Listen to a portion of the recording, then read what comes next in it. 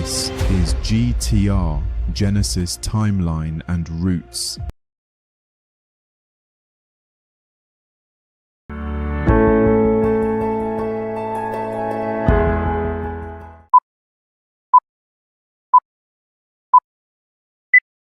In a world of fractured stories, timelines buried, and truths erased, one project dares to ask the question, what if everything you thought you knew about history was wrong? This is GTR, Genesis, Timeline and Roots. A 5,025-year simulated walkthrough tracing a melanated Adam back to 4000 BC. Over the last decade, new revelations confirm a black origin for humanity, from European vaults to tribal memory, Babylon to Britain. This is not just history, this is a challenge, a simulation, a movement. Meet the man behind GTR, Dr. Wilton MacDonald II, Caymanian, British, Jamaican, haplogroup E and stateless for 26 years. Now a global explorer, 119 countries and counting. A hedge fund lawyer, a UK chartered accountant, a seeker of the lost archives of our people. But the question remains, if all black people came out of Africa, does that make us only African? Or are we also European, Scottish, Native American, Jacobite Hebrew, Asian? GTR exists to answer that question. You've felt it your entire life, that there's something wrong with the world. A splinter in your mind. That splinter has brought you here, to GTR. Whites can't trace their roots before the 1800s. Where's ours? Where are the tribes? The languages, the kings, the queens, the true Hebrews? Where did the giants go? Where are the Neanderthals? Angels, aliens. Why do we speak in so many tongues? Was Babel just a myth? A memory? History has holes. Hollywood has lied. The system was never made for us to remember. Only 5 to 8% of people today are white. And what about the 1800 stories and postcards of the cabbage babies? But nearly all history books center their story. That doesn't add up. Atlantis, lost cities, vanished civilizations, or were they erased? Try GTR. Take the red pill and awaken to the truth of your ancestors. Or take the blue pill and keep dreaming a fantasy. GTR, a simulated walkthrough of Black Hebrew history and eschatology. This is the beginning of remembering.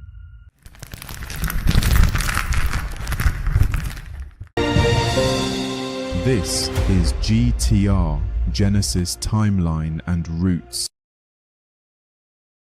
Welcome again, K-Man. I'm your host, Dr. Wilton MacDonald, and this is GTR, Genesis, Timeline and Roots. This is episode 35. And we're pleased to have a former guest on this program, Imperial, Sultan Gary Callendar. I would love for you to introduce yourself so that the Cayman audience will again be able to be fully embraced by you. You came on in episode 2. Thank you, Imperial Prince MacDonald, and all your amazing accolades. I am Imperial Sultan Nama Chancellor for the Olmec Tartarian government, Intercontinental Imperial Crown Kingdoms and Empire. My colonial name is Gary Michael Callendar, but I am known in this system to the governments around the world as the Sultan, Imperial Sultan Nama Chancellor. That is my title, and that is of my bloodline genealogy, of which, Dr. Imperial McDonald here is also of the family. You look at our heads, we got that head, we got that forehead of brilliance. So give great thanks. I am grateful to be here. And yes, episode 2, and now we are in the 30s is beautiful.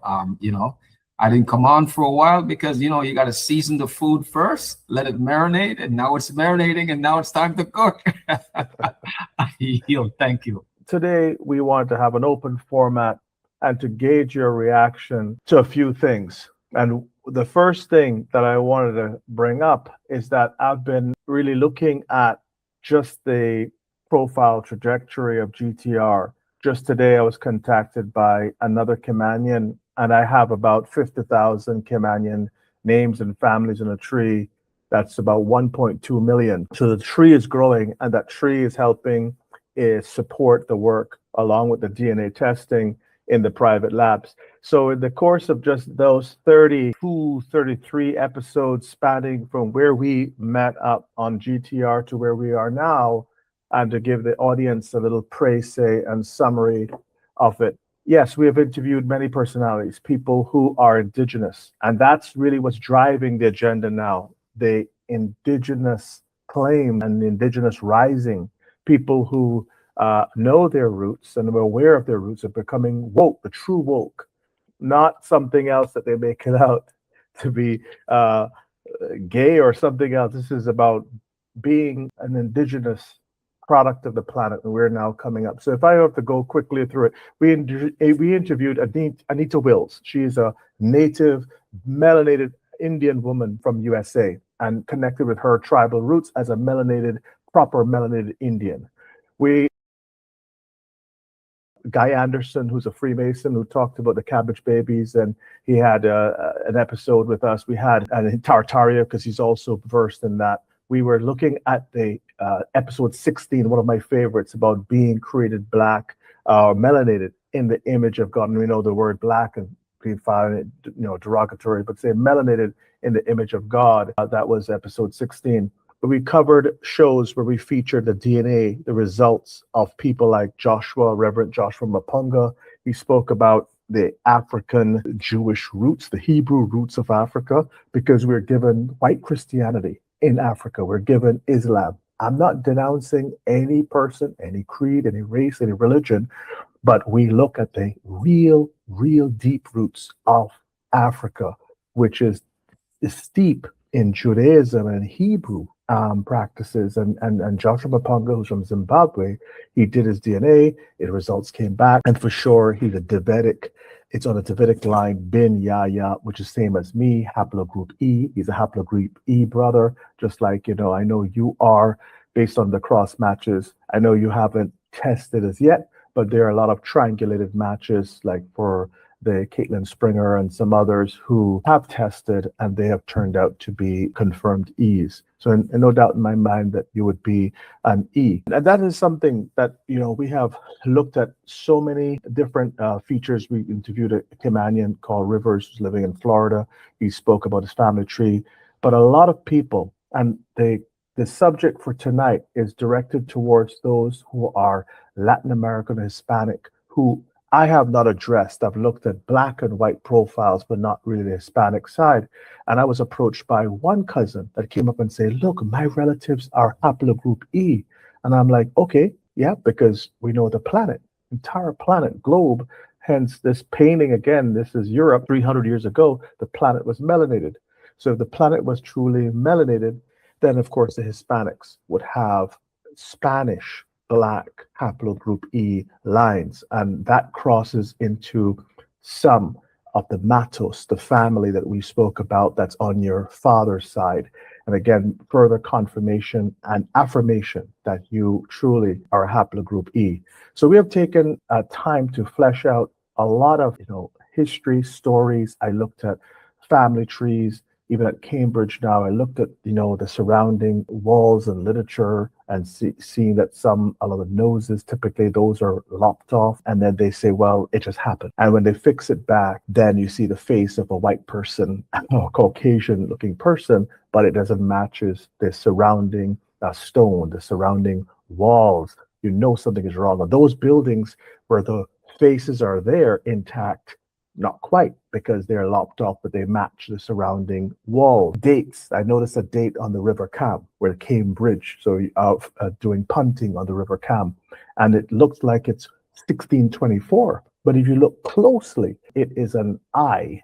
And so it's I 624. But you see the I and the J used in references to years. This is something that's just telling. And I just smiled at myself. And then we passed Clare College. And they said, oh, this is the home of David Attenborough, famous, the BBC presenter. He's always looking at anthropology and something about the planet. Well, truth be told, David is a haplogroup E, one of many. And the tour guide was blown away. He said, oh, to get good luck in exams, the people at Clare College, Cambridge, they would have an image and kiss the image and the foot of David Attenborough at the time, because that will help them to maybe pass the exam, not knowing that the man who they're showing respect and adoration for is a brother, is a black man, just like Spielberg, just like Einstein, Hitler, you name it, Mandela, President Wilson, the Rothschilds. I mean, the list goes on and on. Wright brothers, the Egyptian kings. There's so many E's, which should be classified as A, but they put it as E's. So I really want to get your take on some of this, because from your vantage point, you know a lot of history about Tartaria. But tell us and the audience what's happening now, this shaking that's taking place. Yes, you said so much there. And I urge everyone that participates in this amazing program, be a patient researcher, play everything back several times if needed, because there's a lot here and it's important. And we're in a time now, there's a cosmic shift where many things that myself and the brilliant Prince MacDonald talks about now, perhaps many of you watching the program wouldn't even entertain. He said, no, you've gone too far, you're doing too much, and you wouldn't even hear us. But we're in that time now in which, yes, so our time is here. It is the time again for the intellectuals. Now, we have to understand, right, that the place that they call Europe, the place that they call Canada, the US, these are all corporations. They are not nations. They are businesses. You must understand that. So this is why we lean very heavily that one should take back their tribal heritage and their culture to identify themselves, because like I said, McDonald's is a business, just like the name of the country. Papa John's Pizza, Domino's Pizza, KFC, and we can go on. They're businesses. It's a corporation. Corp means dead, because word, sound, and power. Ration means speaking. It is an entity that is there to make a profit. So when you identify yourself as a Cayman, a Jamaican, whatever it may be, you're identifying yourself as a business and you are its property. You've got to understand that. McDonald's, think of McDonald's as like the country. And what is the product of McDonald's? Big Mac, double Whopper, double cheeseburger, fries, pie, and et cetera, et cetera. It's the same thing, but just in a different way. So we have to understand this. And this part, you probably need to play this part back a few times. You are a corporation. You identify as that when you call yourself the name of that nation. And if you are so deeply steeped into it, you're going to be consumed by it here on the earth, but more cosmically. It's different when you don't know. And I want you to understand, we're coming from the perspective, we started on the same side that you started on, but we're on the other side now to where we have clarity, where we want to give you now the true understanding of what is going on, so that way you can free yourself, because freedom comes at first you having to take that mindset. Now, with all of that being said, we have to understand that Europe, the name of that area, that was a part of the Byzantine Empire. They call it USSR, Russia. That's the Byzantine Empire, and it was ruled by us. And we go down to the other parts of the Roman Empire. We go into what is called the Iberian Peninsula. They call it Spain today, but the true name is the Iberian Peninsula. Now, the next question is, right, we have to name these things back to their original name. Why? Because the universe is made of truth, not lies. It's like an instrument that has gone out of tune. It has to be tuned back correctly. That tuning has to, the names has to go back to its origin, so that we can have the correct procedure and operations. And the people of that area, of that particular region, was our people, melanated, and that was also a part of the Tartarian Empire. Tartaria is the whole planet, and the people who are the Tartarians, they look like this. This is their color, and they had a culture, and the culture was not. There are similarities, but they also had many differences, and that's the beautiful thing about Tartaria. But one of the great things that you see with Tartaria had in common was the technology. Tartary was the practice of our technology, meaning far beyond fifth dimension and higher. Once you go below fifth dimension, you go into a low vibration, and that doesn't work for us as a people in terms of physically, mentally, spiritually. But we are going back to that time now. That's a great part. GTR, Genesis Timeline and Roots.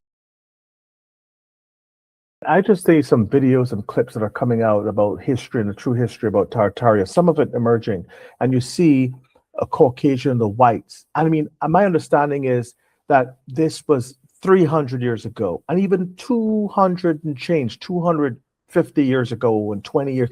We just don't, that cut what is just not known, but we know that the French Revolution happened in the late 1700s. So it's generally between 2 and 220 years ago. That was a reset. America celebrated 250 years, but there was a reset in the late 1700s. And these guys were roaming around, and just them alone, they get the impression when you see the old videos of Tartary that you have these whites walking around. I'm baffled. I'm like, but that's not, but how can you reconcile? If you're telling me a story about Tartaria and also the cabbage babies, from which the whites derive their history, every time I do a family tree, I look at Ellis Island, and I'll always go back to Ellis Island, and it always is there. And they say, oh, they're from England, oh, they're from Wales. And I have a chuckle because they keep saying and tracing, and every time tracing. And you know what? They reach up with brick walls. And they're always, I see them lamenting on the sites. And I'm sorry, I want to show sympathy and empathy. But you see, I'm all out. I'm run out, because all the lies that have been told about who we are, what we are, where we are, all these questions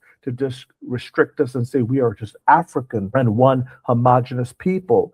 I mean, you see the videos coming out, and it's truth mixed with lies. So yes, there was Tartaria, and there was a Tartarian, race and society, but they want to then push themselves, and I can't see this. We have 7 to 8% non-Hispanic whites today.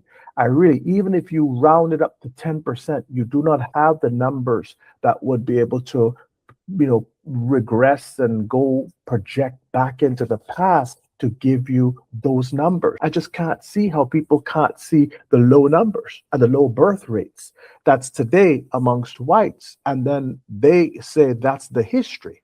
They want us to believe that they were in the 1500s or 500s or the 400s and 1400s or whatever you call it. The 400, 500, 600 years ago, you would have whites, where the population globally was not even 500 million. I just don't understand. You move from 500 million to 8 billion, and your demographic doesn't change. Help me out with that. I mean, that would mean that we would have to be multiplying at an extraordinary rate But again, what gets me is that there was such a thing as Black Holocaust. Now, whether you subscribe to the slave trade, I'm not a big fan. I believe a lot of people left Europe and Tartaria and came in. Dr. Marie Charles, she's written 26 books and she's shown that prisoners they described as black, dark skinned, swarthy. My own, how did they go and come from Scotland and arrive in Jamaica? They did not. I'm an African. You're an African, my brother. But our ancestors, our specific ancestors, left Africa over 1,000 years ago. We were occupying other lands. We were Hebrews and Jacobites and living in Scotland and other places. So my oldest relative living alive today is Da Costa. He's 109. How can you argue with a guy that's 109 who remembers his grandfather, who was born in 1840? And that's my closest relative, and he's a haplogroup E, MacDonald. His grandfather's name was John William. So when you combine all the sources, I mean, it just doesn't make sense. What's your reaction, Imperial? Because I mean, again, this is stuff that is common sense and should make sense. Now we have to understand, right, that the Cabbage Patch, the Caucasians, they are a lab inception species. We have to understand that. And when we say that, I don't say that to be condescending, but we're speaking on science now. We're not talking anything personal, whatever it may be, because, you know, there are other entities living on this planet too, of which we will soon see, and they don't necessarily look like us. Some of them have 6 fingers, you know, 3 eyes, 2 heads. Entities living on this planet, this globe, because planet and in the universe as well. So the truth is going to be revealed to us. Now, the system that was created that we're dealing with now operates off of falsity, lies, and low vibration. And this is one of it. Now, we have to understand these people are only a few hundred years old. 1,000 years has been added to the timeline as to make them seem like they were here longer. But they are a laboratory inception. And this doesn't come from the archives of my authoring. This comes from their own authors. This comes from their own scholars. This comes from their own, medical institutions. Like Dr. Pritchard of Australia, Dr. Mendel, and all these other scholars that they have. This comes from them. So we have to understand, right, that they have been put in a particular place to rule, like the minister says, for a time. That time is now over. Now we have to keep in mind too that we had the other side of our royal family, which are what they call the black nobility, that put these people up there in front to make it look like it is them that was the rulership, when it was really a greater power that was behind them. The Farnese, the Abriganis, the Breakspear. Many of you heard that name Breakspear. Cindy Breakspear. Yes, she was Junior Gong's son, Bob Marley's one of Bob Marley's baby mother. Yes, she was her family was a part of that black nobility. The Vanderbilts, the Abrigani, the Farneses. And we go on, those 13 nobility families. But we have to understand there is falsity here, whitewashing per se, but we are the true heirs and rulers of this planet because we were seated here. Now, when we say rulership, does that mean rulership means rulership with purpose, responsibility, and in alliance and accordance with the universe, meaning justice, peace, and reciprocity. But there is a faction of our family that went rogue, and this is part of what we are dealing with now. They call Babylon, which that system is now about to come to an end. But the Iberian Peninsula, today they call Spain, that was our people. And when our people faction came up, they call them Moors, because there are Moors, M-U-U-R-S, and M-O-O-R-S, and then we have other offshoots like Maroons, and you have your Washita, you have all these other groups. but these are all Tartarian, part of the Tartarian families. They have their different names or identities and the different regions of the world that they lived in. And we did trade and different things, but we also had beef and war with each other. So we have to understand this, and that the falsity in which we are living in now, you cannot have peace without first having truth. So we have to dispel this falsity for our people first and foremost, because it affects us psychologically. It doesn't make us as confident. It hurts us. It has been punitive to us, but also to the Caucasians out there who are running with this narrative of it's going to. You need to know the truth that you were used to as well. And for us to truly have peace on this planet, this earth, we must have truth. You can't have truth without having peace, and you can't have justice. As they say, no justice, no peace. It goes hand in hand. But we are in an amazing time right now, as you are witnessing, just by an amazing program like what we have right now. GTR, Genesis, Timeline, and Roots. I yield. Okay, and I will just, again, share a clip, because, this is just, I will get a reaction to it. And they're talking about white Africans. So I'm going to just decide to just share this.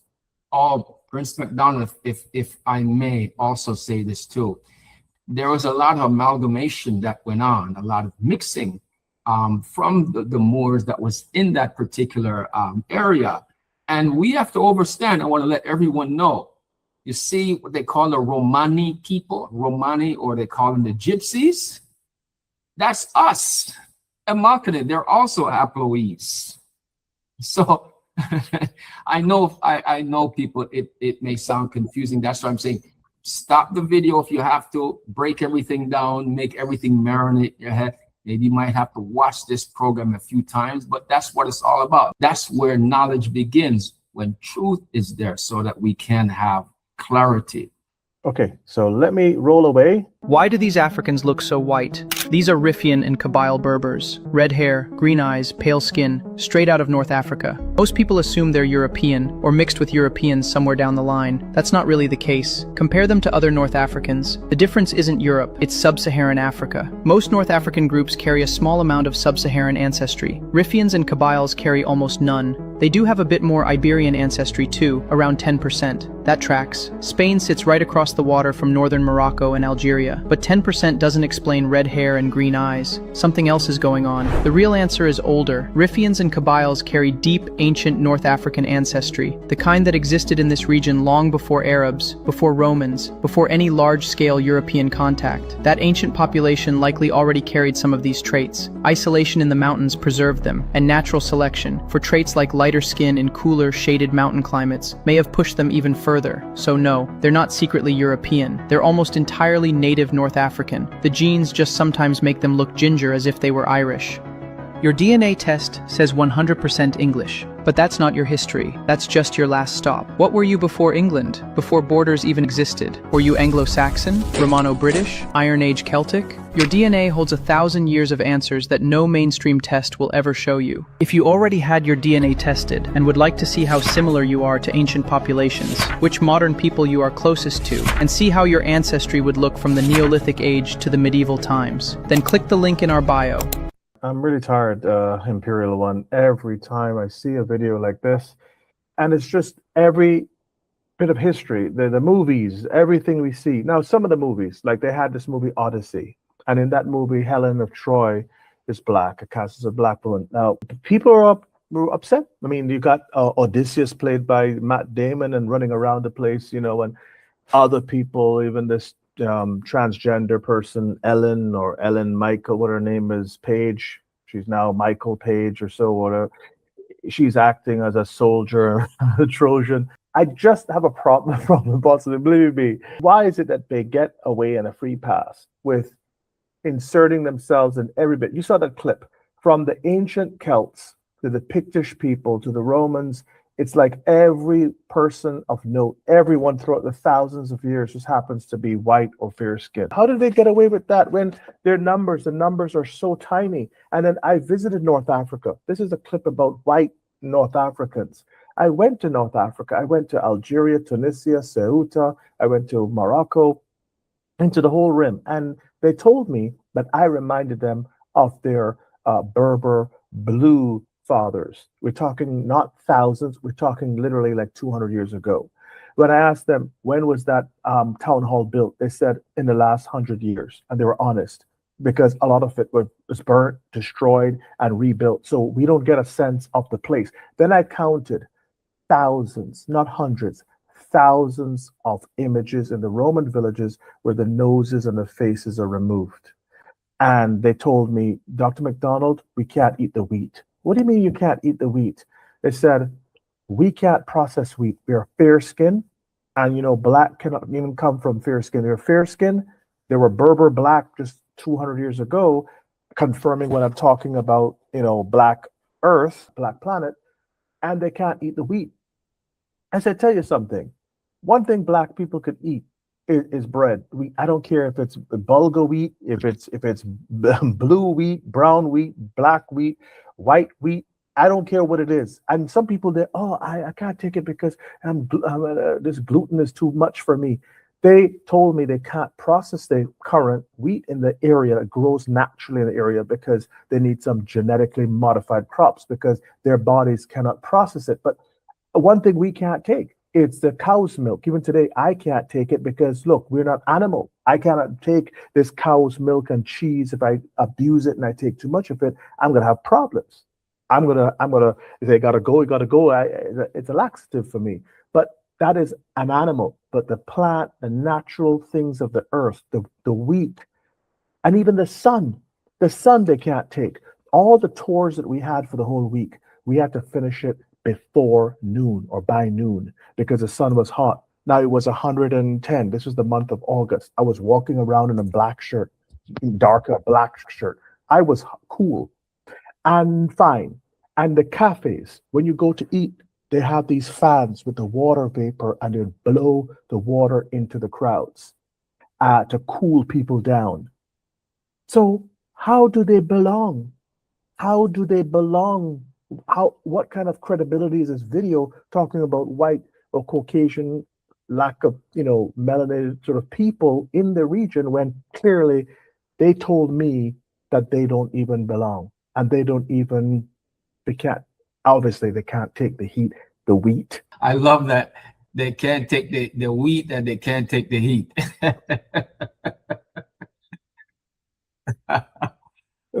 Oh, wow, you got the bars there too.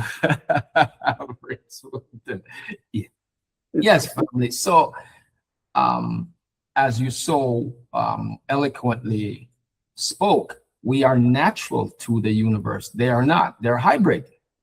So they have to understand that. And it's displayed in many ways in nature. With the sun, we are sun people. We're not black. We are melanated. We are 12-strand 9 ether. They are not 12-strand 9 ether. They are 6 ether. And between 6 and 9 it sounds like it's only 3 digits. No, it's as far away as, as the Earth to Pluto in terms of distance and in terms of genetics. But again, this is not something that we're saying in terms of condescending. We have to understand order. And this thing is played out through the sun.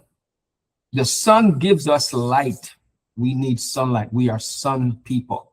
The sun charges us. In fact, 95% of our nutrition should come from sunlight as melanated people. We're not aware of that because this is not taught in their Rockefeller curriculum, medical journals, as well as when we get hypertension, it's expressed through our through our heart and our lungs. When they get hypertension, it's expressed through the liver and your kidney to show you that we're completely different. And that's okay. A lion is different than an elephant. An elephant should not compare itself to a lion, nor a lion compare itself. Say, listen, we got our own lane. You do your thing, I do my thing. But you see, from what and how they have been bred is a mentality of entitlement and a mentality of domination over another. I want to have rulership over our affairs, but not another species. These are important things, and these things are being expressed now. You see, over 20,000 Caucasians have died in Europe over the heat. Well, let it be known that our people can stand heat up to 1,200 degrees. They can't. So the universe, the earth right now is doing a cleansing, a purification. It is removing all the things that are unnatural.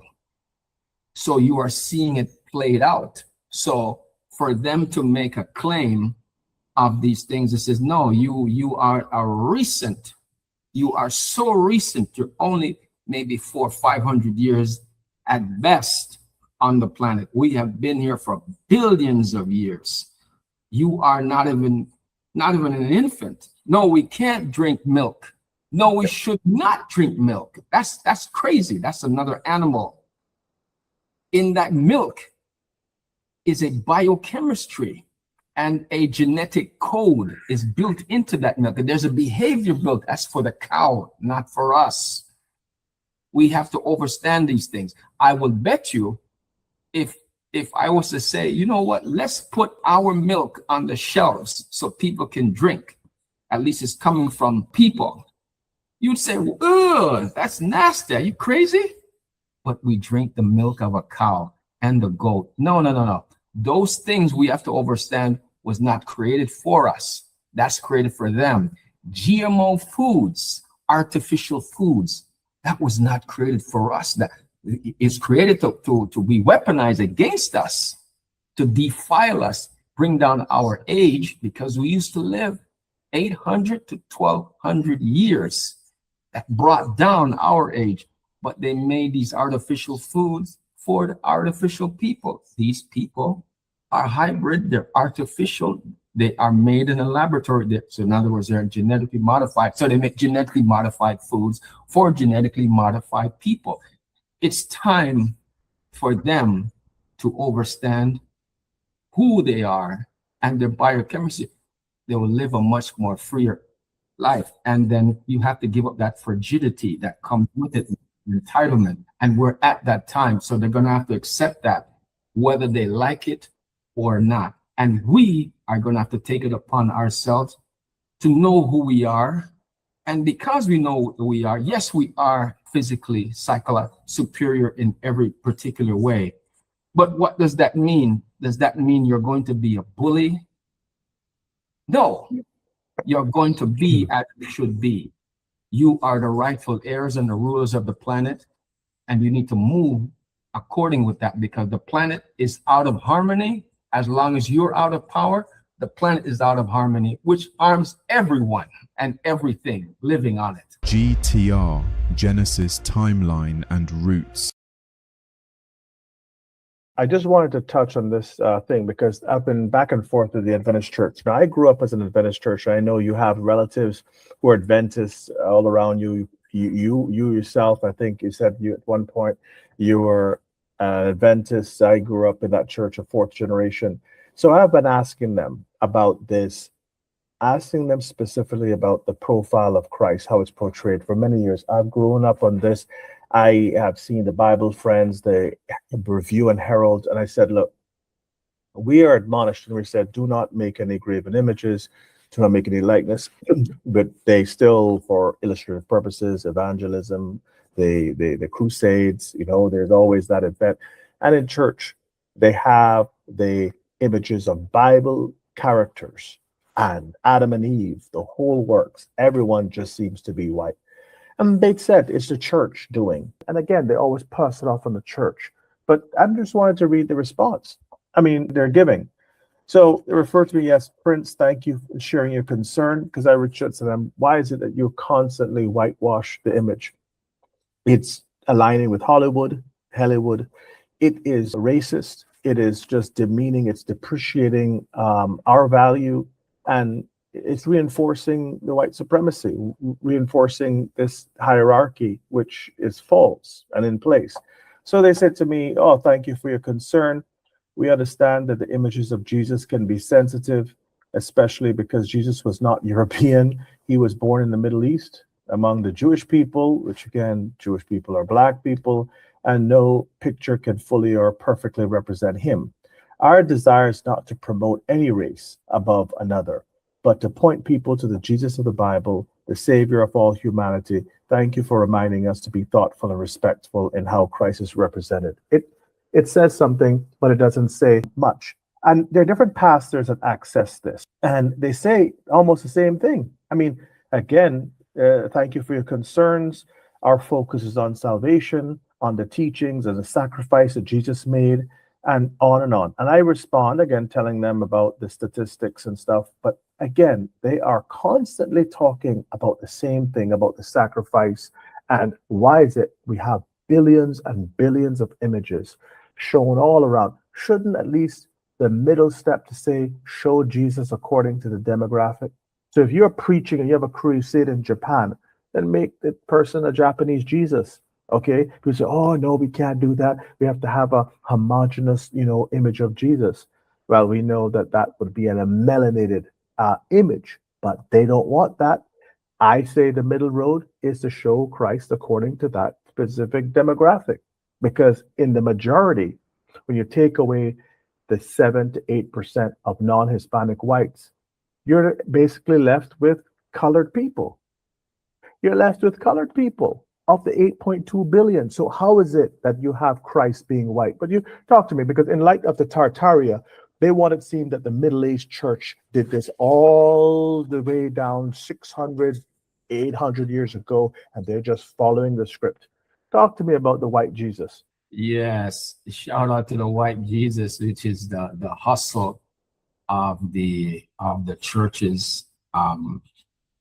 That it's interesting that you touch on this, because you see Donald J. Trump, who is the global president of the military, because we're under a global military occupation now, because the deep state must be removed. One of the tenets that Donald Trump made recently, I think it was about a year or two ago, sent a letter to all of the churches that they must change their teaching, and to tell the truth of who Jesus really is. There is a Christ-like consciousness. Vladimir Putin had revealed this, because Russia was Tartaria. That was a Byzantine Empire. He revealed, he showed, and everyone can look this up. So if those who are watching this program, go check it out. Just Google or YouTube Vladimir Putin revealing of the Christ. Will show you what the Christ looked like. Like us, there's a Christ consciousness, but it wasn't like what they're saying with the Jesus, because the letter J is only 300 years old. You see, that's the natural letter in the alphabet. So we have to understand, family, we have been here for billions of years. So this teaching in what they call a church, we didn't have church. We had a healing center. That's what the church, the deep state, Vatican brought. They brought a healing, they turned a healing center into a church. A healing center was a place where we went, and when melanin gets together in numbers, it becomes even more stronger and more fortified.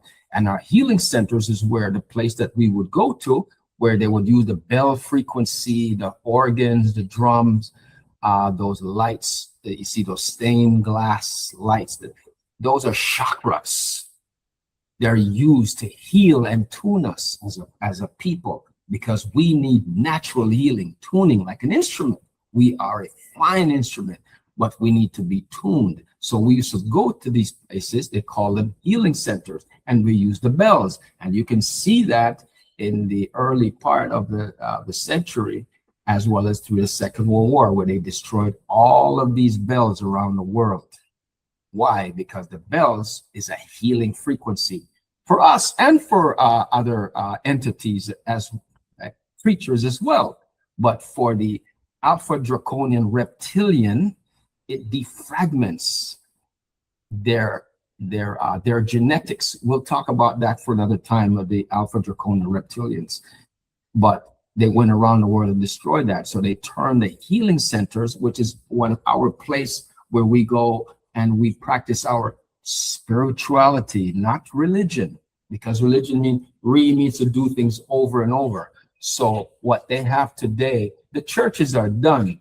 Their time is over, because a lot of people, most people have awakened, and they, like I said, they were given an order, and it wasn't voluntary.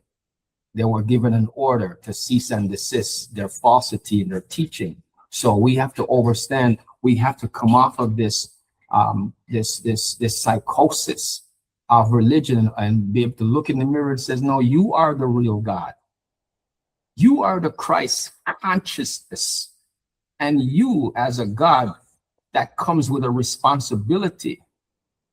And by you not taking that position back is blasphemy. And yeah, we certainly have to overcome this hypocrisy. And the same thing, same message that I get recurring. Now, I'm going to do a deep dive into, yes, the commissioner's background. You see this face of Europe, face of the president of the European Union, and German lady Ursula von der Leyen, and she's married to a chap who claims to be noble. And look at the image of the von der Leyen. I mean, you got in the middle. I cannot make this up. Imperial, please weigh in and tell me about this image, please, because let me know.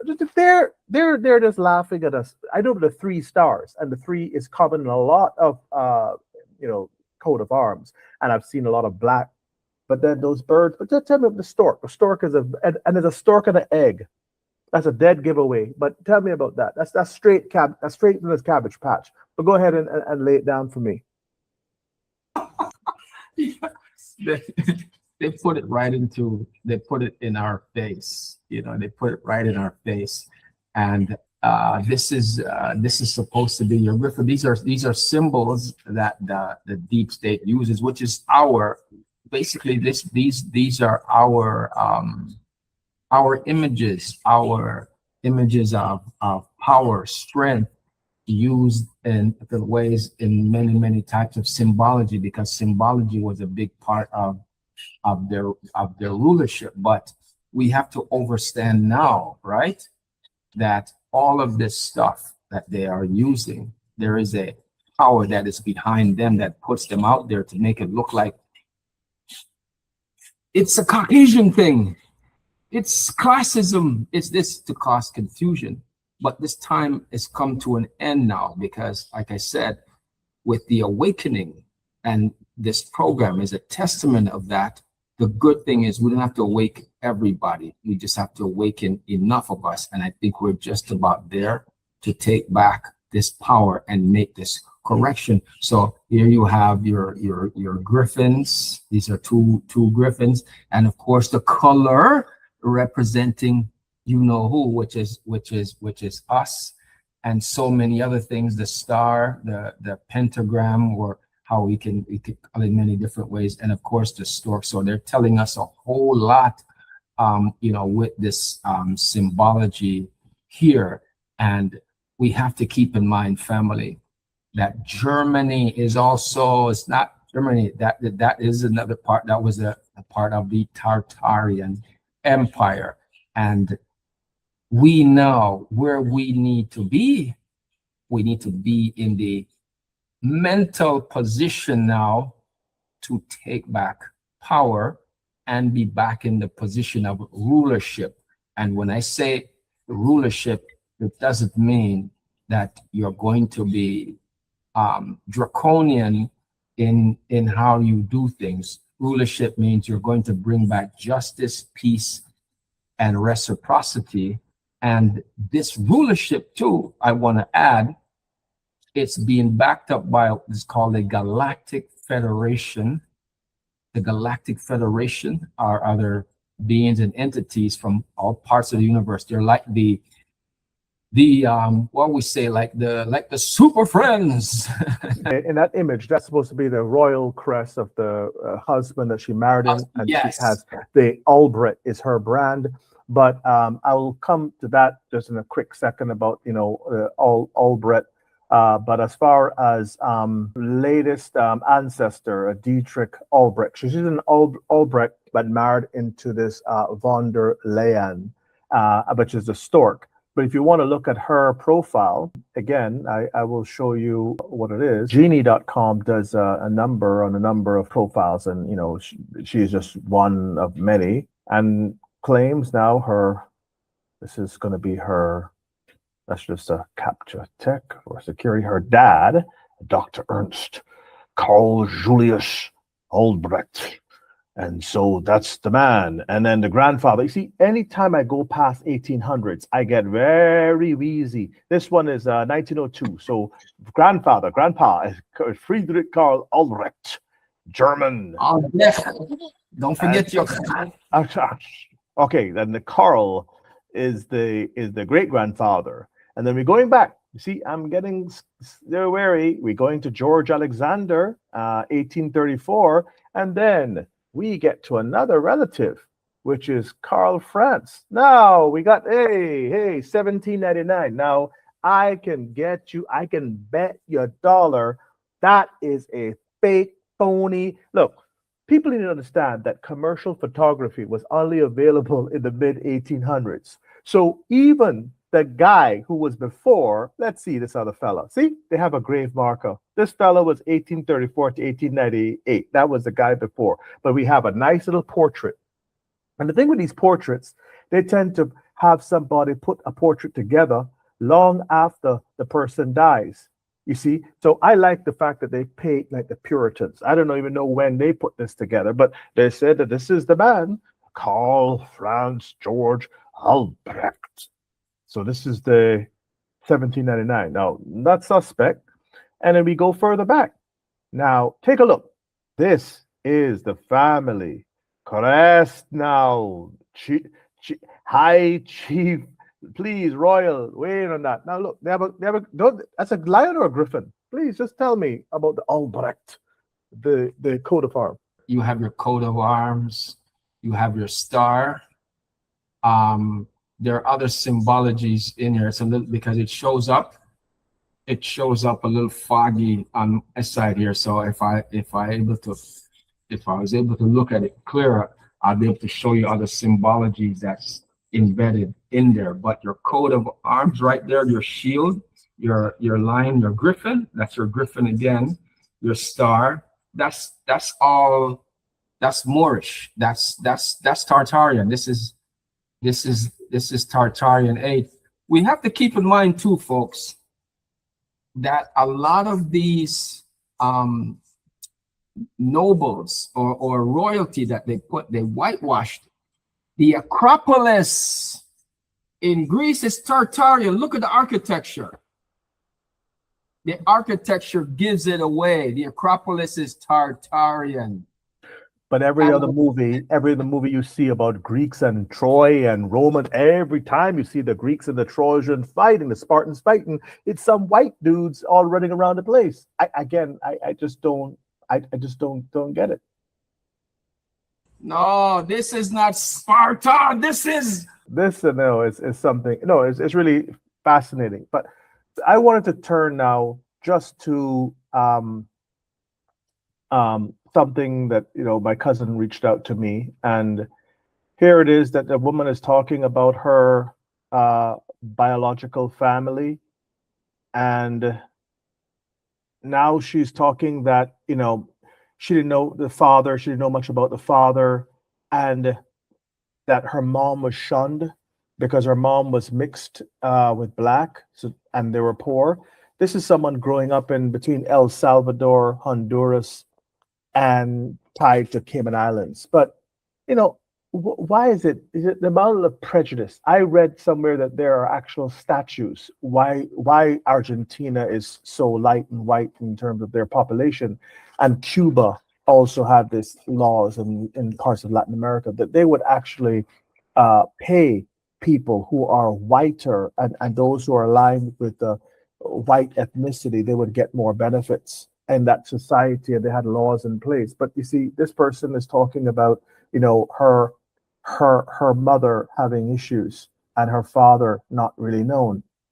And if I show you her family tree, you could see here that yeah, that's her father.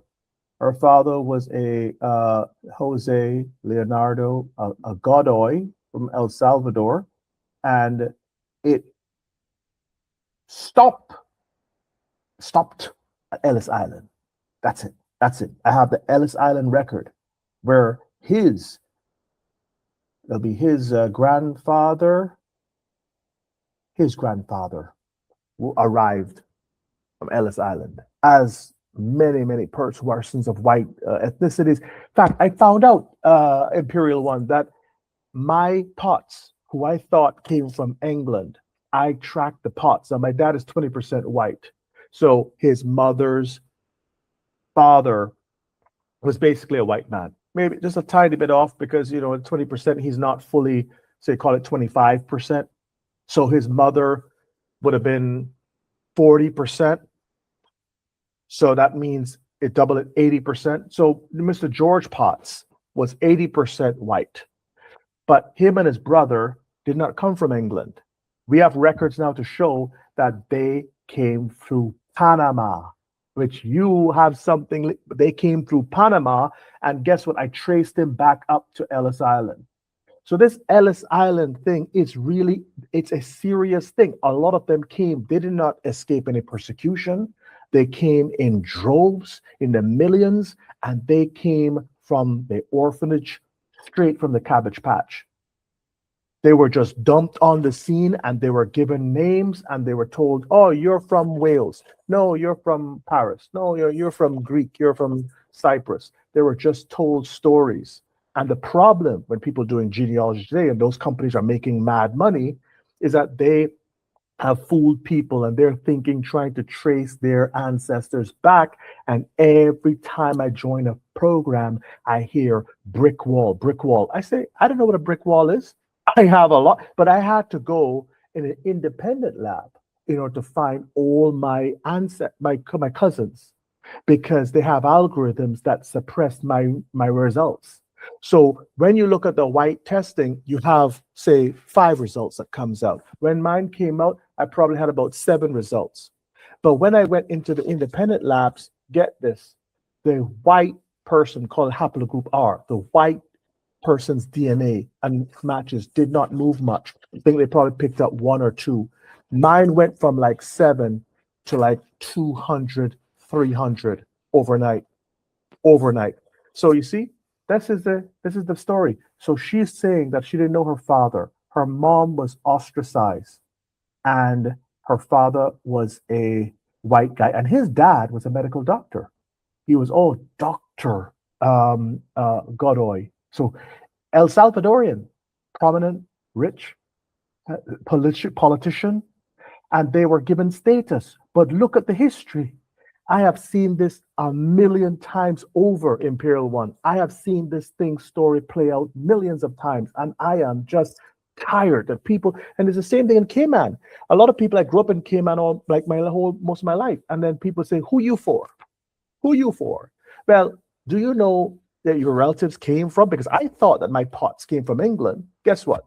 Panama, but through Ellis Island. This man here, El Salvadorian, Ellis Island. And they have no history before that. Oh, it was the war. What war? Was it World War I? No. What war? And religious persecution. Which persecution? Who is persecuting you? Where do you come from?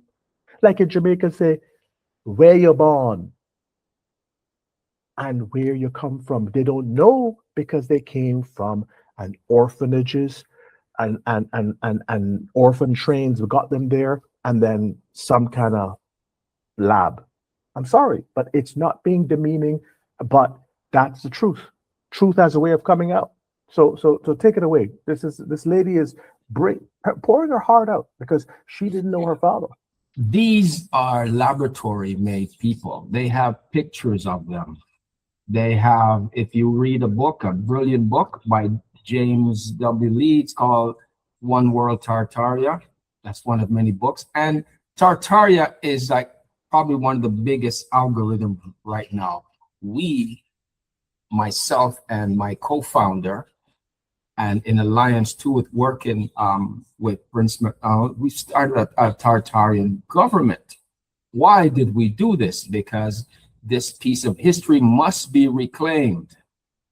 Because I don't use the term Africa either, because Africa is also a corporation. Africa is Skull Island. It's called Skull Island because it's shaped like a skull. It was part of actually the continent here in North America. The name is Abyssinia, Kush, Alkebulan, Kemet, etc., etc. We're finding out very quickly why we must use the correct names. But you see, in a situation like this, right? These Cabbage Patch people, when they were 6 years old, a career was already carved out for them. Their handlers and directors, which were who? The Moors, the dirty Moors. Not all Moors are bad. There's bad in everything. The dirty Moors. This was a lot of them too. Moors made children with a lot of these Cabbage Patch. So they brought them, imported them into America. They were assigned careers when they were 6, and start a family when you're 12. That's what was going on. And if you look, you'll see in those books, and you see in many of these videos of they were giving away Cabbage Patch babies from the World Fairs. They're giving them away. The stork thing is where it said deliver. They used to actually deliver babies. Yeah, Amazon style, even before Amazon was created. But you could buy one I saw in the ads in 1880, 1890 yes. Sears catalog for $3. $3. Yes. Give it away, but you could buy it for $3. They would literally deliver them through the mail. And the gestation cycle was 1 month. So yes. They're popping out like M&Ms. They're popping out like candy. Because you see, look, Imperial, and this is a serious thing. We had 700 million people about 300 years ago. And how come you arrive from 700 million to 8 billion in less than 300 years? You're going to have baby making like round the clock. I mean, these families have said, oh, we came from a family. I heard people talking, we're from Ireland. And we come from a family with 20 kids and 15 kids and all. My family in Jamaica, my dad had like 8 siblings. Okay, 8. But people talking about white families. And how come one little frail white woman pumping out 10, 15, 20 babies? The thing is that it doesn't make any sense. As far as a short time of proliferating and creating all these people in billions created in just 300 years or less. Not possible. So you see, the world population of what they tell us, it is nowhere near that. And we are the majority. You see, we are not the minority. Now we have to understand, right? Sorry, let me take that. A lot of these people here are not human. Excuse me. Human means monster. I want to use another term, 12 ether, 12 strand, 9 ether. A lot of these people are not, they are humans. We're not humans. We have a different type of melanin. It's called pheomelanin. Our melanin doesn't have that smell of sulfur. Theirs do. We're different. We have to understand this. So what you looked at in this genealogy chain here is basically, yes, Ellis Island was like that. That's like a main hub, a depot, and then from there a distribution point. A depot. Yes. So they distributed and facilitated all over the world. Now let's go to Argentina, because that was a big thing, over the last few weeks with the World Cup. Argentina's Tartaria. You'll see the same architecture. That's not the name they renamed. It's Tartaria. That's one of the parts of Tartaria. Now, what took place there is the wars that they had. They put us primarily on the front line. We were also amalgamated, and then, of course, a lot of diseases was used against us to depopulate us. I know a few brothers from Argentina living here in Panama. I never like, whoa, a brother from Argentina. No, I know we're planetarians, but Argentina is one of the most racist countries in the world because Argentina was purposely whitened out in the culture and the population. So they brought many there, Caucasian, dispersed a lot of them there to bring up the population. And as Prince McDonald just mentioned, right? There is a crisis now in the Caucasian communities with population. They're about to be wiped out, extinct. You have to understand why this is happening. Why is this happening? Because you see, this is a hybrid species. There is only so long, and it was made for a particular purpose, you see.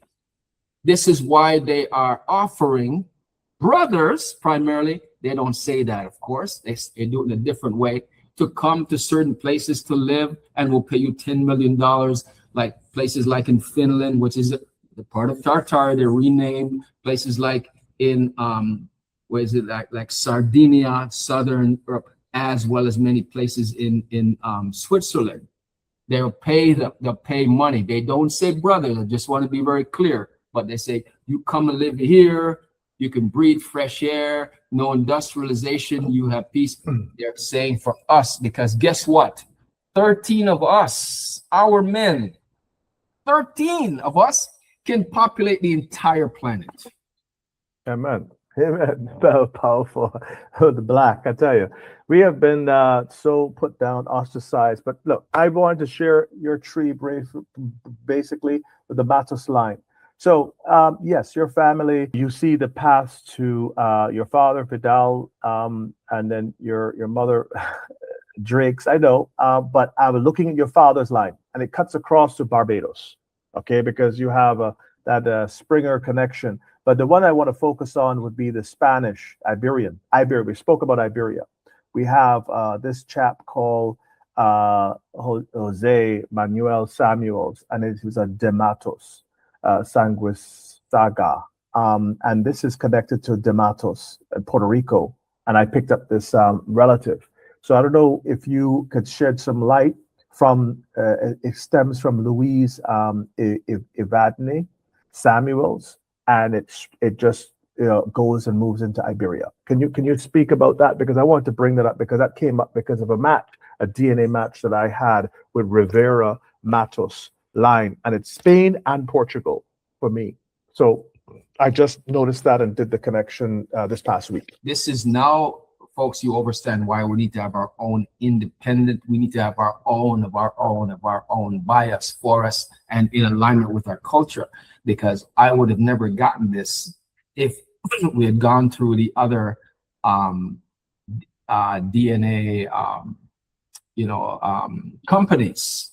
So what I'm looking at here is it's quite amazing that my cousin, which I'm so proud of, is at the helm of something like this, is bringing truth to us, and that I'm able to look at my family lineage and bloodline, because my father, our family broke up, we're not very close, and I never had the opportunity to learn these things like what Prince Carlos is showing us right now. So it is a beautiful thing. This things like this is what makes me like say, you know what, I'm on the right side of history. And you see, with the Spanish side now, I want to explain to someone, we are of a royal bloodline. There is a trust in which we have liberties of and claims to that trust. It's called the Rodriguez Trust. We have a cousin here of a royal bloodline, Reina Maria Rodriguez. She looks just like my grandmother on my father's side, of course, facially, structurally, even the complexion. As well as there's a Puerto Rican trust as well. So we are of that bloodline with a claim to this trust. A lot of us don't understand this. So for those of you out, trust is something that we'll talk about, in a later episode, but basically means that there is a birthright wealth that was made off of us that is there for us to reclaim, and we're going to do that. But you see, family, why we need brilliant people like my good cousin here to do this type of work, because this is a treasure trove of information here. This is very empowering for me. This is more empowering for us as a people, and more empowering for the universe, because it brings back the truth. I mean, this is like my cousin calling me and said, Sultan, yes, your cousin is over here and your cousin over there. And I said, wow, it's like what? It's like somebody was like, they were stalking me. This is the beautiful thing, family, how powerful things, because this is going to be able to bring back people together who would not know. Look at your haploid cousin. I'm showing you the lady who approached me, Melody Montana, and you share the Matos line. That just came up literally this past week. So as a haploid, her father is a brother. If you want to look at what her father looked like, Vincente Montana, he it's a little foggy, but he looks white. The phenotype looks white, but that's her father. So we have this line, which is a Montana, but there's a connection and connectivity to Matos. That's where, and of course, there are other names like Gonzalez, but I'm very particular on the Montana name and seeing how it was going to connect Baptista. If you look at the Sotomayor, and it keeps going right into Spain in Seville. That would make sense. Yes. Seville. Yeah. Seville. You see, so look where you see how the brother with the axe, the same brother with the end crosses into your path. So if I go back to yours and I show your tree, you see the same one I'm showing you back and forth. So the same guy, and I put the icon. Anytime I see a black noble, and I notice that at the end of the line, that is the one. But when you go back to hers, you're going to see the same brother now, and you cross and intersect there. That's in the 1500s. That's in the 1500s. But it's an intersection. It takes all the way. It's not Portugal. In your case, it was Portugal, but in her case, it's Seville, Spain. So it's definitely Iberia. It's Iberia through and through. So I'm going back and forth with the projections. One, in your case, bearing a Portuguese flag, and then I go back and I go to her line, and it's Seville, Spain, and it's Puerto Rico and New Mexico, and that's where her relatives have been living for the last 400-500 years. And it changed because Spanish style is that they take the name from the mother too, and it's confusing because you're saying, well, what's your last name? You suddenly, because even happens to me, those relatives at McDonald that went to Cuba, they're now called McDonald Brown. And another generation or two, that McDonald may be lost because they say, okay, I'll just drop the McDonald and my name is Joseph Brown. And then his son or grandson. So they take the name incorporate the name of their mothers. That's what kind of makes it confusing. But, it's a Matos. It's a Matos line and some Rivera, but her name turns out to be Montana, but it traces back to Matos and Sotomayor. Sotomayor, yes. So there's a brother on social media named Tommy Sotomayor. So that would make him definitely a family member, because he's from Panama too as well, his origins. People, I want to tell you something. This brilliant brother here, his work, I know his work is the real deal, because prior to me meeting him and how we met, it's amazing. I'll tell that story at the time, but I met through another cousin who's from Barbados, who just so happens that they know each other. And then from there, I knew people here in Panama, because I knew I had relatives here in Panama, because my origins is in ex-America, they call it Jamaica, right? But I knew I had relatives here, and I'd met some of this, many of them left and went to America. But everything that he has said, he is spot on, because I knew this information from before. And it's not like I went to him and I told him, sometimes you go to these so-called fortune tellers and, you already told them everything. So basically, but everything he said, I didn't have to say nothing. Everything that he has mentioned that I knew, I was confirmed. And then he took it to another level. All the other, I remember saying, it makes perfect sense. And everything has always been like substantiated. I'm blown away how big the lineage here of the Calendars are, and it's beautiful. So that means that barbecue is we're gonna have to bring more supplies, more food, because the line here is amazing. But it's a beautiful line, and this is amazing work. So if you haven't had your genealogy done, you need to get your genealogy and get it done by this brother here, because he brings nothing but the truth.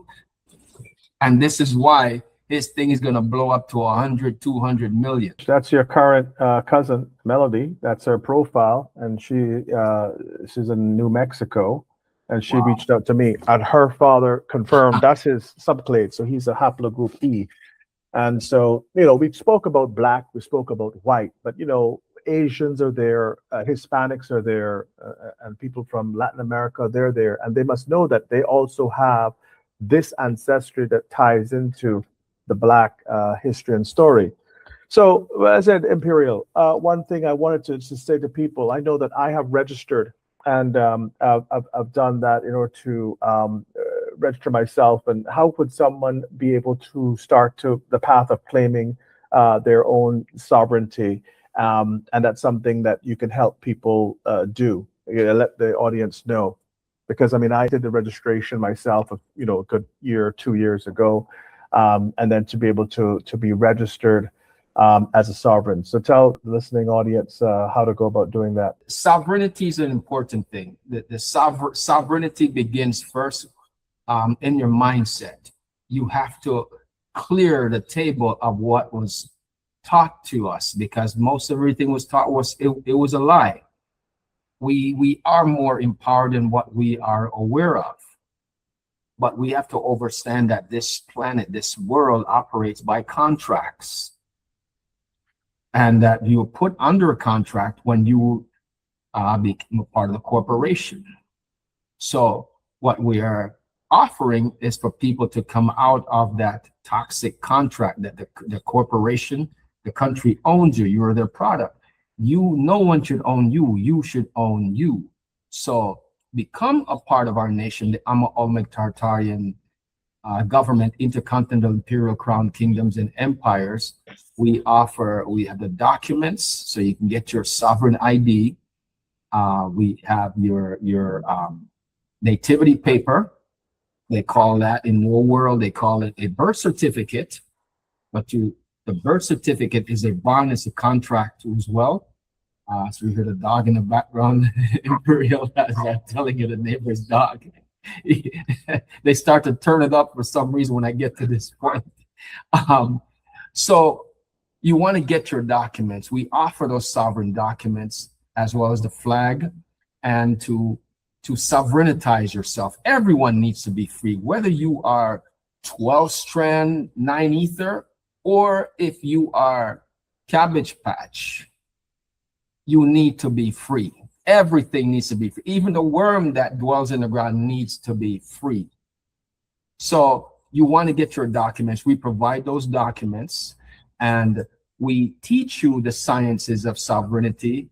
And no, when you take your sovereignty, does that mean that you lose your privileges as a citizen of wherever you are? No, you still get those, but you own those documents. Now you are the beneficiary instead of the trustee. We have our weekly meetings. We teach. We're on social media. Our social media is Olmec Tartarian Gov on Facebook, Olmec Tartarian Panama Gov on Instagram. We'll be coming with our YouTube page very soon. But we have lots of content there. We cover a wide range of things because sovereignty, family, we must be free. The planet must be free. Sovereignty is a team sport. It's not singular. It's a team sport and action verb. That's what sovereignty is. So we all need to, we work together as a collective so that we can have justice, peace, and reciprocity. We practice the Mahat principle, which is just that: peace, justice, and reciprocity. And we want that for everyone. We want everyone to be thriving, and we offer all of that. But that's the direction that the world is in now. We're back in the restored republic. Republic means that everything is back under common law, which is tribal law. Tribal law and common law is the same thing. So that's where you can find us. Our website, www.olmectartarian.world or www.olmectartarian.gmail.com. Yes, family. Great to be here. Look, this information is priceless and the numbers are showing. Share, subscribe to this program, because where else are you going to go in the world to get this piece of information and this truth? I am for cloning. You see, we need to make about 1 million more Prince McDonald, so that way we can really get the truth out there. So there is no brother out there like this right now.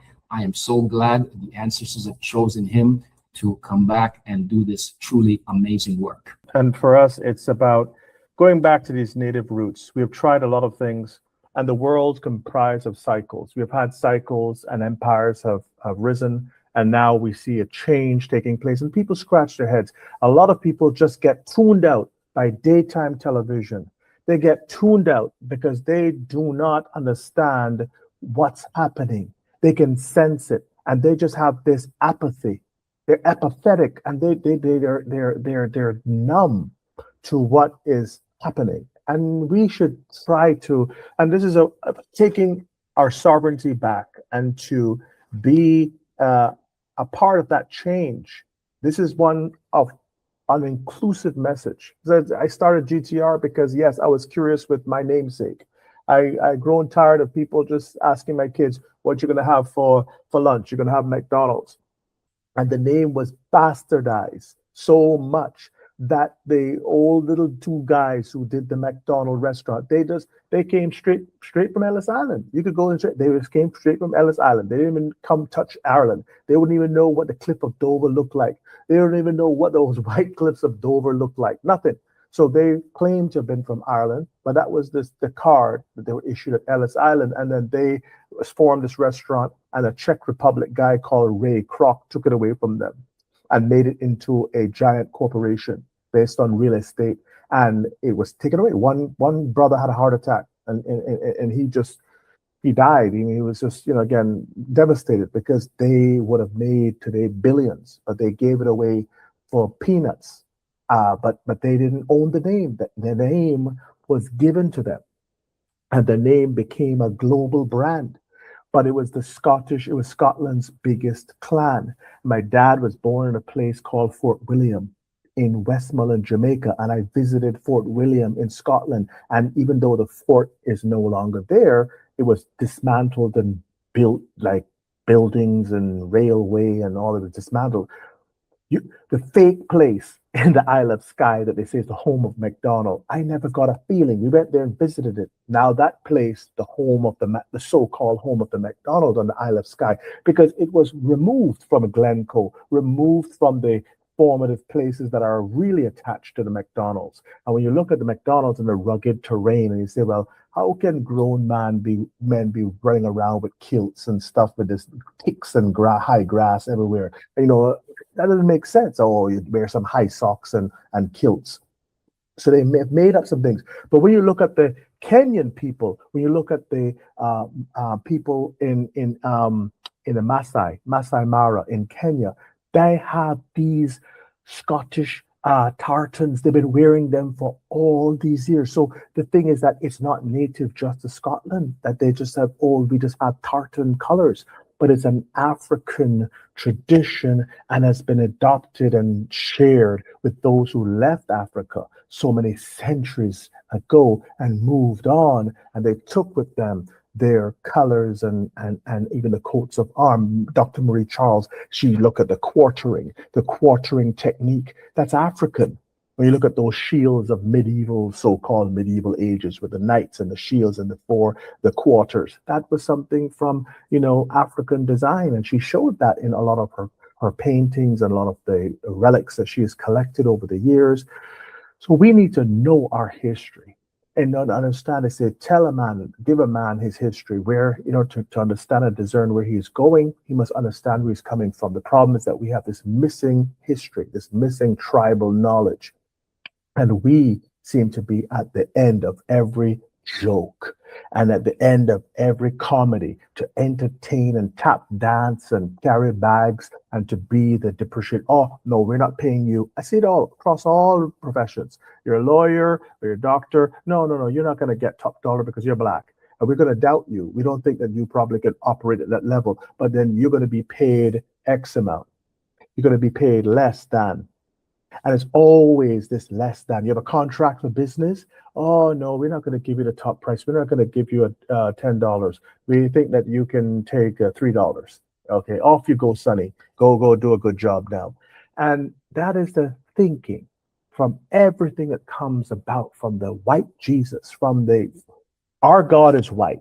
So guess what?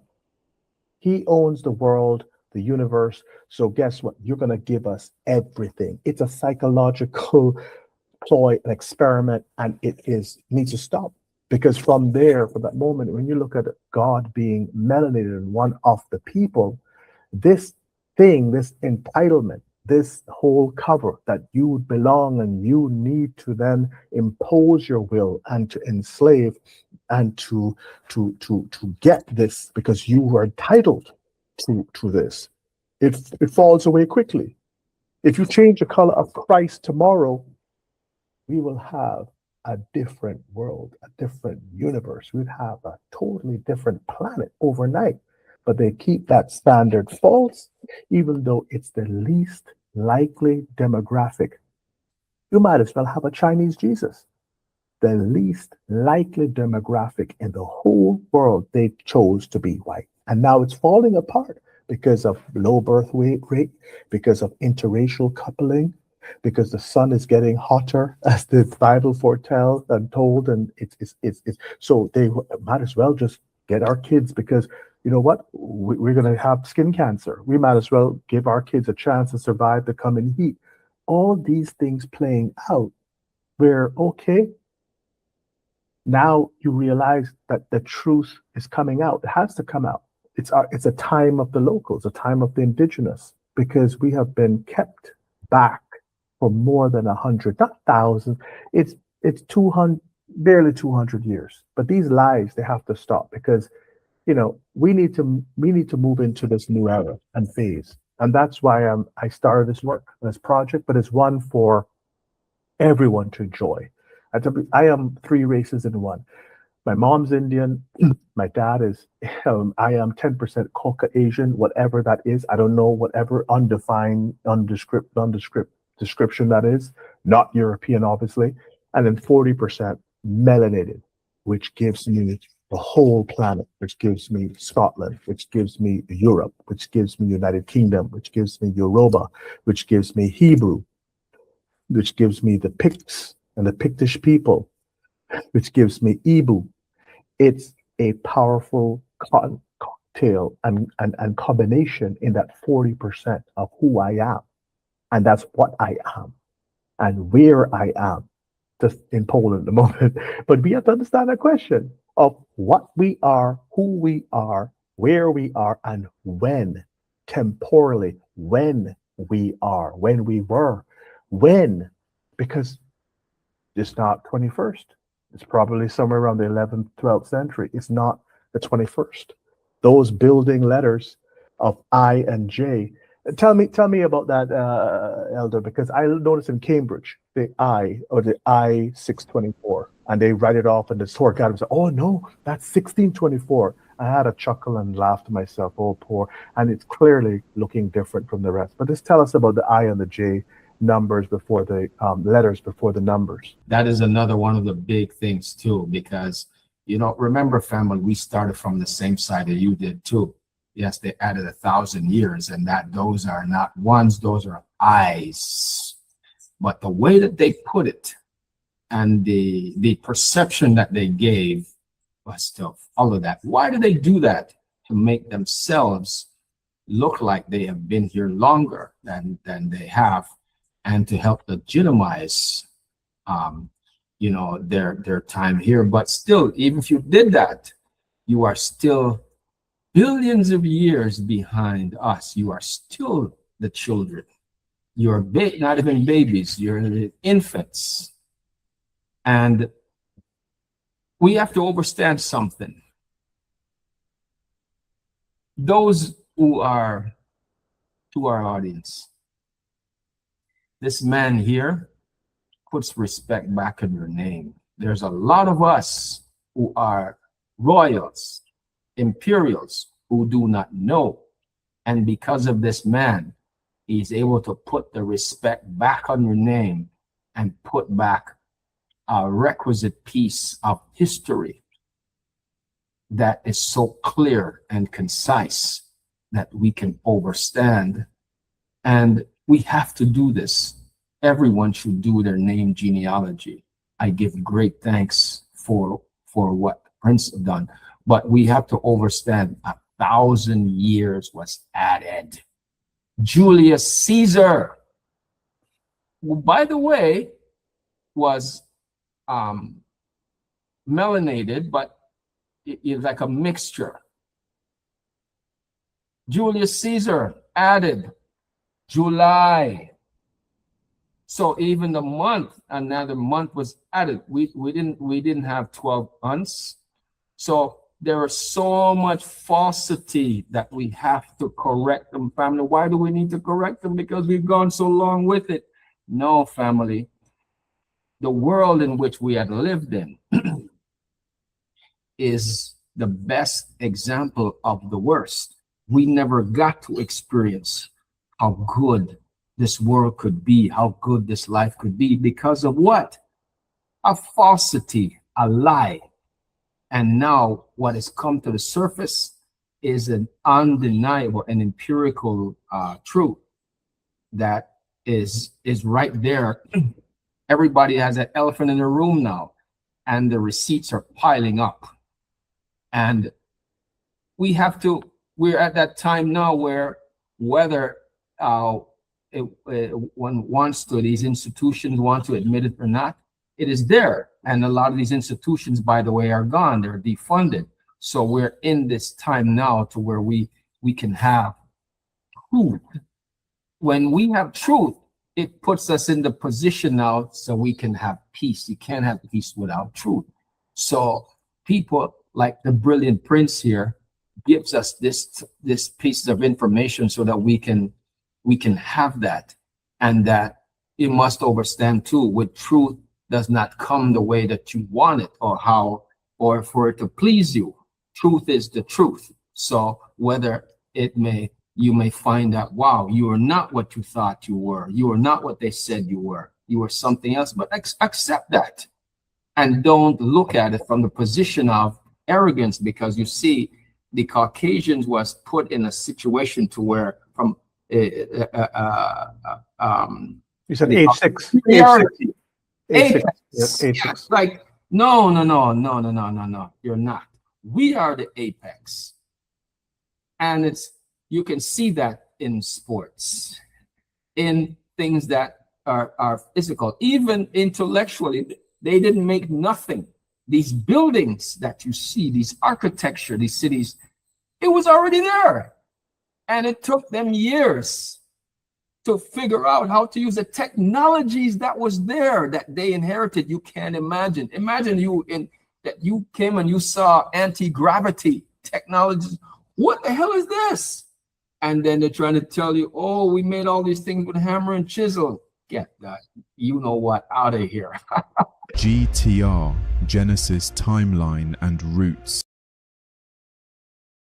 Imperial, we have to bring it back, but it's lovely. I want to close us out in saying that the GTR timeline also included 2 episodes. That's the prior ones, 33 and 34. Those will give a broad brush overview of the timeline, because we're taking to the Judeo-Christian script of about 5,000 years. I know that we went through so many calendars, from the Jewish calendar and the Roman calendar and the Gregorian calendar, and Pope the first, Gregory the First, was also the 14th. So that's where that time element changed, because literally the Pope Gregory the First, the Great, was installed in 582, and then in 1582 we had Gregory the 14th. So they just made it up, all these fake popes in between. But absolutely, you want to know calendar? I am the calendar. What's my name? Put some respect on my name. So as I said, Imperial One, Sultan, we're happy to have you on. This is episode 35. We have a conversation, a nice, sprightly, really spirited conversation with the Imperial Chancellor, Gary Callendar, and so blessed to have him, his knowledge, and to let us know that we can claim and reclaim this sovereignty and to be a part of the change that is coming. So don't fear it, and be respectful in all of our brothers and sisters. This is a message of inclusivity, and we want to embrace everyone. We're not trying to, but elevating melanated people doesn't mean automatically that we depreciate others. But it's time for us to rise up, because so for long we have. I'd like my son to grow up in a world where when he enters the elevator, a little white lady would not clutch her purse because she thinks that she's going to be robbed. And when someone enters a train or something, people kind of like behave different. Just let us shape up and know. But thank you. Let's have a good evening, good night, wherever you are. Good morning. This is episode 35. The conversation with Imperial Sultan and Chancellor Mr. Gary Callendar. So thank you so much, everybody, and good morning, good night. Thank you.